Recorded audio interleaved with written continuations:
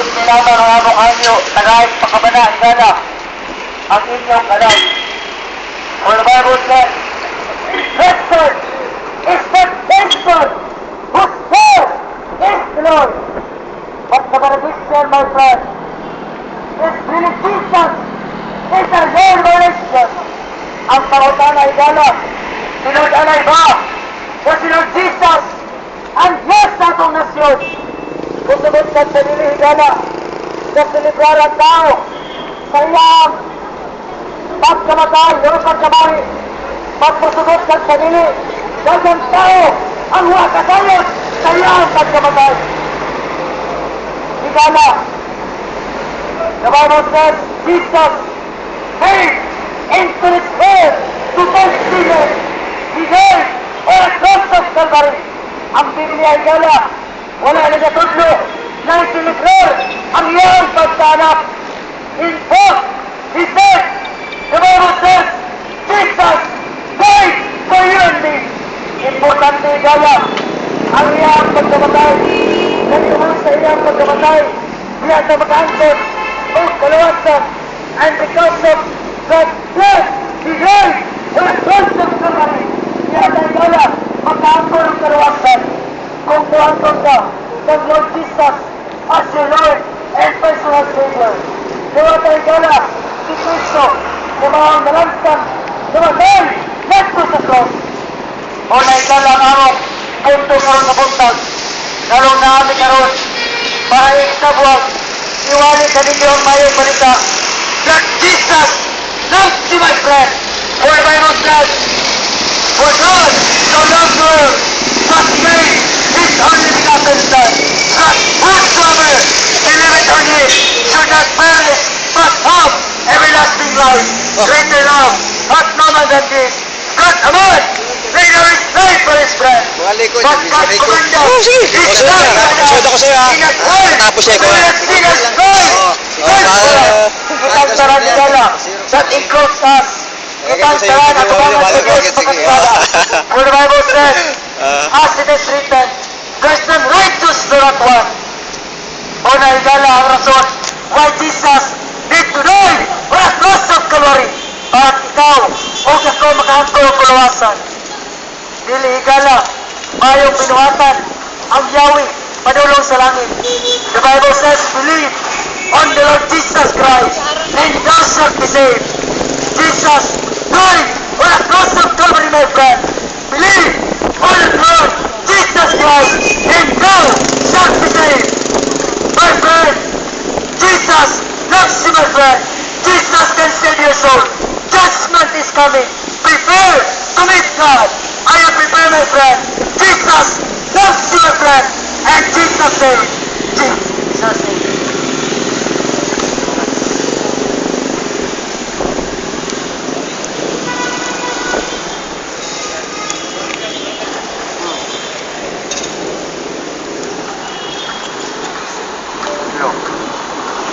The Bible says, John 3:16, for God so loved the world that He gave His only begotten Son, that whosoever believeth on Him shall not perish, but have everlasting life. Higala, dako kayo ang gugma, kanato, o na nga ang Diyos nagapadala siyang bugtong anak, na mga si Ginoon sa Kristo, siya 2014 years ago, namatay siya o ginugong nabanhaw, ikatulukan lang. Nang tao kung mo to, makaangkon og kaluwasan sa iyang kalat, kay kining lawas na to, hindi pa ni maluwas, mamatay yun ni, inugong kini sa yuta. Apan ko ng atong kalat, wala magdawat ni Kristo, mamatay ka higala ang wato sa inferno, sa kalayo, for all eternity.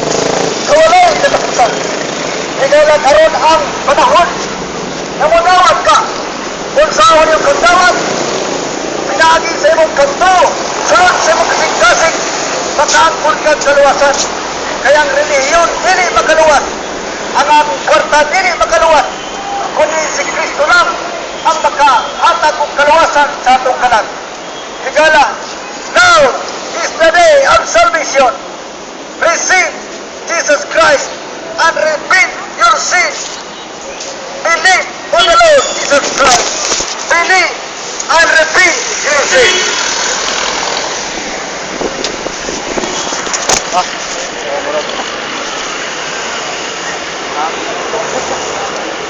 No.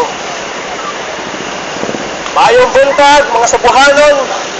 Again, we are the men from Anabaptist Church. Padayon sa pagawali. Sayod ta, kahuman lang sa Christmas. Entalan kita nakadawat ng mga regalo, mga nindot, at maayong regalo. Ikan sa atong mga ginikanan, igsuman, employer, uyab, bana, o asawa. But don't you know, the greatest giver of all is none other but God. For the Bible says, mabalik-balik na mo gisulti din ang John 3:16. We don't care if nagsasawa na kayo sa pamiminaw ng John 3:16.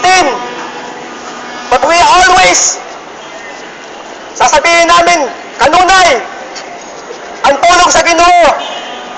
Pwede masukok kayo. O dili.